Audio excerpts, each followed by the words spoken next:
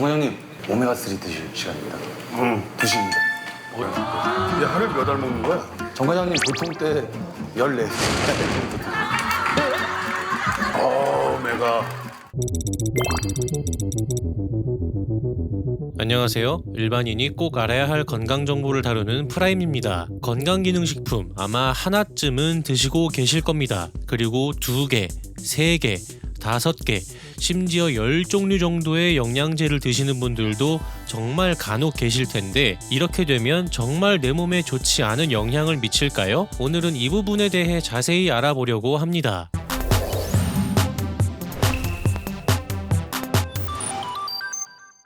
(71세) 여성이 30종 이상의 건기식을 하루 4번 복용했다가 급성 신부전과 단백뇨가 발생해 투석까지 필요했던 사례가 보고되었습니다. 비타민 A, D, B6, 마그네슘, 허브 등의 고용량 섭취와 중복되는 성분이 있었습니다. 이건 너무 극단적인 케이스죠.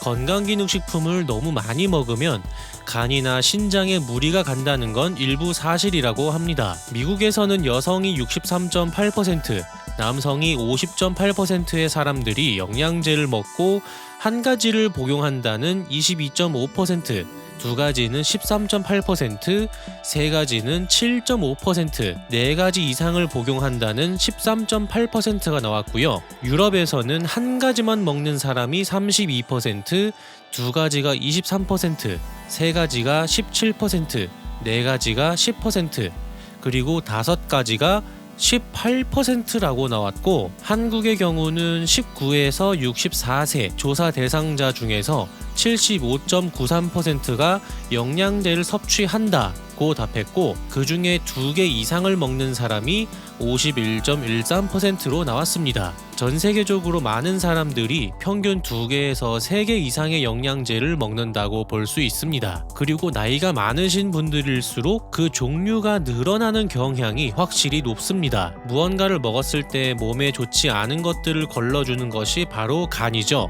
지금 이 논문은 미국, 중국, 아이슬란드, 라틴 아메리카, 스페인 등의 DILI 약물성 간손상 자료를 정리한 건데요. 중국의 약물성 간손상 중에 약 27%가 전통 중의약 단일제에서 유발된 것으로 추정되고, 미국의 경우 약물성 간손상 전체의 7%를 허브, 건기식이 차지했지만 2014년에는 20%까지 증가했습니다. 즉 항생제 다음으로 간손상의 원인이 되는 큰 축이 허브, 건기식이라는 점이 강조된 거죠. 그리고 이 논문은 건기식, 한약, 보디빌딩, 보충제 등을 포함한 Herbal and Dietary Supplements (HDS가) 간 손상을 얼마나 어떤 방식으로 일으키는가를 정리한 리뷰 논문인데요. 1994년에는 이러한 식이보충제들의 매출이 96억 달러였는데 2014년에는 367억 달러로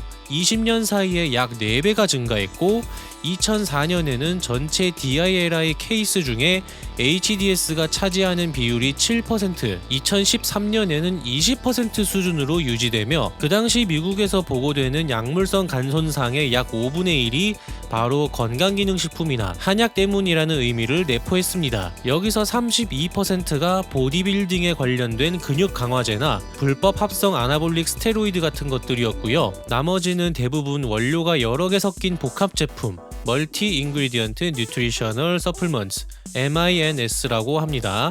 여기에는 녹차 추출물, 크라톰, 중국이나 한국의 전통 혼합제들이 있는데 단순 비타민이나 미네랄의 경우는 정말 소수가 보고되었다고 합니다. 문제는 이 MINS의 경우 어느 성분이 문제인지 특정하기 매우 어렵다는 점입니다. 예를 들어서 비타민 C냐, D냐, 마그네슘이냐, 아연이냐, 루테인이냐 이런 걸 명확히 원인을 찾지 못한다는 거죠. 영양제를 오랫동안 먹다가 휴지기를 가져야 한다는 말도 있는 것 같아요. 근데 의학적으로는 어떤 성분의 영양제를 1년 먹다가 1개월 쉬어야 한다는 식의 명확한 근거를 가지고 쉬라는 건 없다고 합니다. 이런 말이 왜 나왔냐 추측되는 거는 진짜 영양제를 10가지, 20가지 막 먹다가 몸이 잘못돼서 병원 갔는데 뭐 때문에 그런지 정확히 정확하게 모르겠으니 1개월, 2개월 영양제 끊어보자 라는 식의 말이 와전된 게 아닌가라는 의견이 많다고 합니다. 이 논문에 소개된 위험성을 알리기 위한 케이스들은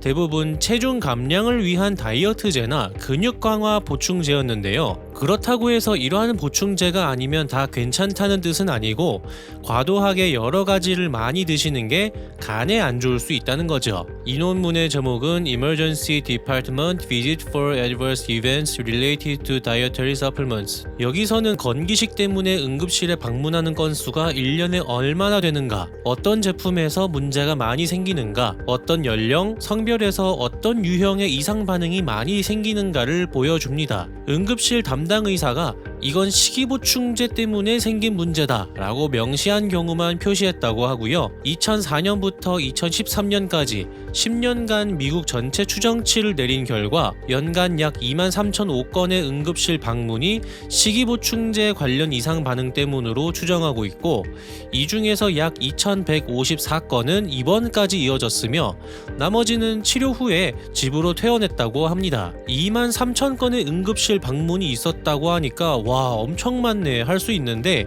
비율로 따져보면 미국 인구수 3억 명 놓고 계산하니까 1년에 13,000명당 1명꼴로 0.0075%꼴로 건기식 관련 이상 반응 때문에 응급실에 간다 라고 볼 수 있습니다. 근데 여기 응급실에 간 이유들이 좀 짜친다 할 수 있는 게, 젊은 성인의 경우는 다이어트 제품, 에너지 제품 때문에 심장 두근거림, 흉통, 빈맥 등 심혈관 증상 때문에 갔는데, 노인의 경우는 알약이 너무 커서 질식이나 삼킴 곤란 때문에 갔고, 그리고 나머지는 너무 많이 먹어서 병원에 가게 된 것이죠. 환자는 여성이 58.3%, 남성이 41.7%였으며 평균 연령은 32세입니다. 생각 외로 굉장히 젊죠.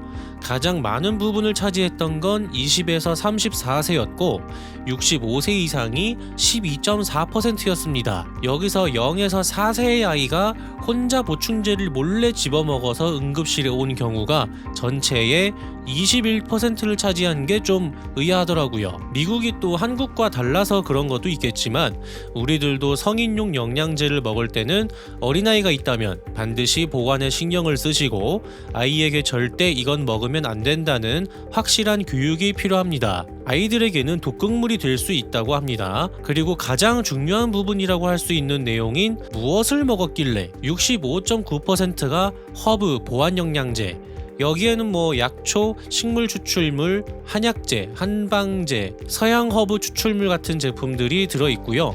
31.8%가 비타민이나 미네랄, 여기서는 대부분이 종합 비타민이었고요. 25.5%가 다이어트 제품, 10%가 에너지 증강 제품, 나머지는 성기능 개선, 보디빌딩 같은 영양제로 나왔습니다. 이 다이어트나 에너지 제품에 들어있는 자극성 성분 때문에 부정맥이나 심박수 증가, 흉통으로 응급실에 가는 경우가 상당히 많다고 합니다. 그리고 칼슘제를 꾸준히 먹은 사람들의 사망 위험률이 올라간다는 논문도 있는데요. 근데 결론에는 건강보조식품의 사용은 미국 성인의 사망률 증가와 관련이 없다고 하고 있고, 반대로 칼슘제 섭취가 사망 위험 감소와 연관이 있다라는 논문도 있습니다. 지금 여러분께서 저와 함께 여러 논문의 내용들을 봤는데 결국엔 내용이 어때요? 건강기능식품 많이 먹으면 간 손상 같은 게 생긴다는 결과가 있지만 그 결과에 있는 사람들이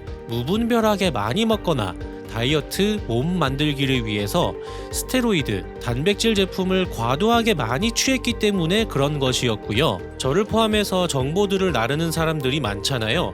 어떤 사람이 이게 나쁘다고 하면서 연구 자료를 들고 왔다면 그 반대되는 결과를 가진 연구 자료도 있어요. 오늘 다룬 내용의 경우에는 그렇기 때문에 건강기능식품을 많이 팍팍 먹었을 때 몸에 이상이 생기는 건 거의 대부분이 사용자의 부주의한 사용이나 정말 드물게 그 성분이 몸에 맞지 않아서 병원에 가는 경우이다 라고 정리할 수 있겠습니다. 남성 여성 따졌을 때 여성분들이 영양제를 많이 챙겨 드신다는 통계가 일률적으로 나오는데요.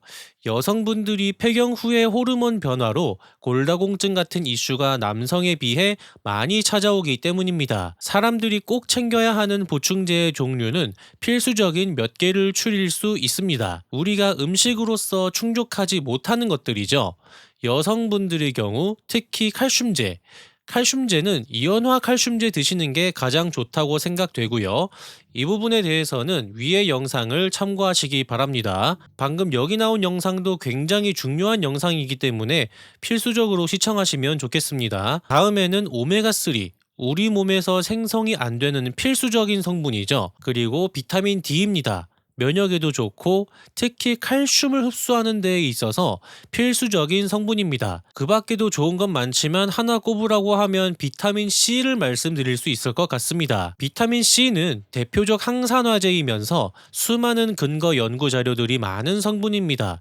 어떤 분들은 만병통치약이라고 할 정도로 좋은 성분이라고 합니다. 하지만 너무 많이 드시는 것은 삼가하셔야 합니다. 오늘 영상의 내용을 정리해보자면 건강기능식품 같은 식이보충제를 정말 극단적으로 많이 드실 때 무조건 내 몸에 이상이 생기는 것이다 라고 결론 짓기에는 현재 연구되거나 밝혀진 확실한 내용은 없다. 건강기능식품은 의학처방 약물이 아니기 때문에 안전하지만 스스로 주의할 필요는 있다. 오늘 영상은 여기까지고요. 저는 또 다음 영상에서 찾아뵙도록 하겠습니다. 감사합니다.